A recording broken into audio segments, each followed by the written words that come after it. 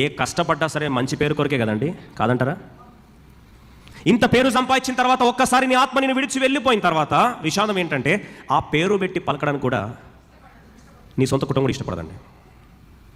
ఏ పేరు కొరకైతే ఎవరు పలకాలని ఇష్టపడి నువ్వు పరిగెత్తావు కదా, ఒకసారి నీ ఆత్మ నేను విడిచి వెళ్ళిపోయిన తర్వాత మనుషులు చివరికి ఆ పేరు పెట్టి కూడా పలకరు. నేను ఎంత పెద్ద పేరైనా సరే, నేనే పోయినాను అనుకోండి, నా కొరకు మీరు వచ్చారు సంతాపం అందరూ ప్రకటించడానికి కండోలెన్స్ కొరకు వచ్చారనుకుందాం, బాడీని తీసుకొని వస్తూ ఉన్నారు అనుకోండి, మీరు ఏమడుగుతారండి?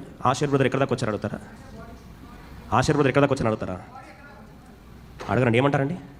బాడీ ఇలా చెప్తా ఉంటే మన ఒక ఆంటీ అంటా ఉంది, నాన్న ఇంకొకసారి ఈ ఎగ్జాంపుల్లో నీ పేరు చెప్పొద్దు అని. నేను నాకు సావు రాదా ఏందంటే ఎలా చెప్తున్నారు ఏంటి? నా మటుకైతే బ్రతుకుడికి తీస్తే చావైతే ఆ వాక్యం ఓన్లీ వాక్యం వరకేనా అని. కాబట్టి ఏం మోమట్లేదు, చెప్పండి పర్లే. ఏమని చెప్తారండి? ఆశీర్ బ్రదర్ ఎక్కడ దాకా వచ్చారు? బ్రదర్ని ఎక్కడ తీసుకొచ్చారంటారా? బాడీ ఎక్కడ దాకా వచ్చింది బ్రదర్, మాకు లేట్ అవుతుంది, వెళ్ళాలి, దూర ప్రయాణం కదా, మళ్ళీ అనమా. లోపల దింపుతున్నప్పుడు ఏమంటారండి? ఆశీర్ బ్రదర్ని కేర్ఫుల్గా దింపండి అంటారా? బాడీని జాగ్రత్తగా బ్రదర్, బాడీని జాగ్రత్తగా, జాగ్రత్తగా తాగుతా మెల్లమెల్ల జాగ్రత్తగా దింపండి. మట్టేస్తున్నప్పుడు ఏమంటారండి? బాడీని స్లోగా దింపి మెల్లగా మట్టేయండి అని.